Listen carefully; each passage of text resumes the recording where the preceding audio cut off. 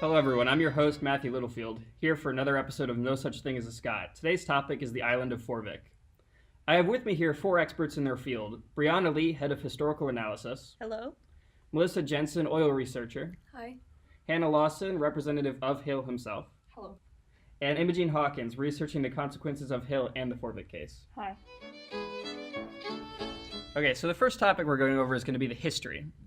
So, what year is currently understood to be the year that Scotland gained control over Shetland? Many textbooks and information sources point to 1469 being the year Shetland was handed over to Scotland, though there's been debate over whether this is the right year. 1472 was also a suggested year, though the person who said this later retracted their statement and said 1469 was indeed the correct year.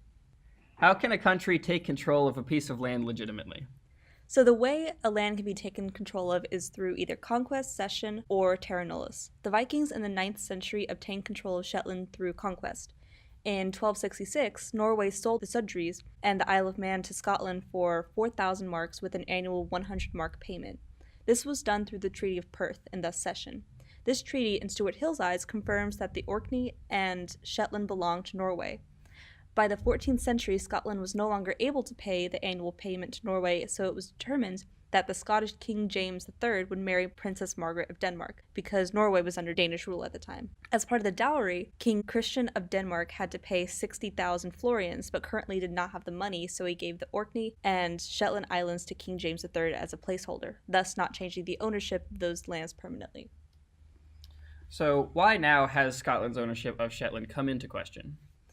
Stuart Hill has found different documents and acts that show a questionable hold of ownership by Scotland over the Shetland Islands, such as the 1472 Act of Annexation. King James III wrote this act in an attempt to keep the islands in a lawful way, though it is not seen as a lawful way after the fact, and thus is not a confirmation of ownership.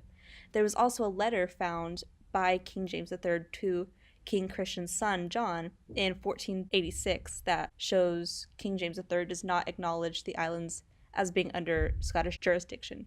There were further acts such as the 1669 Act of Annexation and the 1707 Act of the Union that also did not confirm the ownership of Shetland by Scotland. Fascinating. Thank you for the historical analysis, Brianna. Next up, we have the representative of Hill himself, Hannah Lawson. Who exactly is Hill? So Hill, who has also been named Captain Calamity, is a 75-year-old man who is originally English, and he found himself in Shetland after his ship was wrecked. Due to this, he became interested in the Udall law after trying to understand the rights of his sunken ship. So what did Hill do exactly? So Hill occupied a small island in 2008, just off the west coast of Shetland. He named this island Forvik. He believes that the Shetland Island never belonged to Scotland, so he has the right to withdraw from the UK. So Hill then left the EU and refuses to pay tax now that he's a citizen and the founder of his own independent state of Forvik. Hill also went as far as creating his own flag, stamps and money, and people can also pay for his citizenship to show support for the island of Forvik. So what exactly was his purpose in occupying the land? So Hill's purpose was to show what Shetland could do if they asserted the power which they already have. The purpose of occupying the island is to see how the UK and the Scottish authorities would derive the power when challenged. Very good, thank you.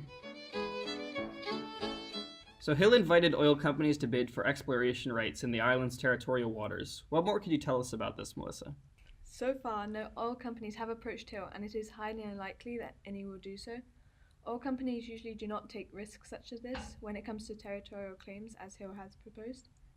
As there are many debates on the subject, oil companies would normally prefer to avoid the legal issues and work within the set framework of nation-states to keep a political stability. The EEZ and territorial waters Hill claims should belong to Forvik would bring more problems to the oil companies, as if oil was then found there, Scotland would have to negotiate an overlap claim with Forvik. If you were an oil company, would you take this risk? No.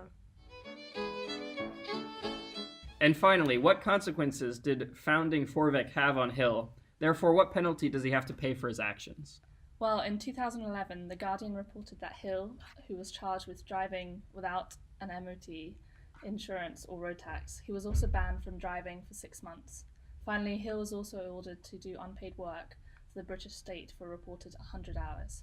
What are the political implications of Hill's actions?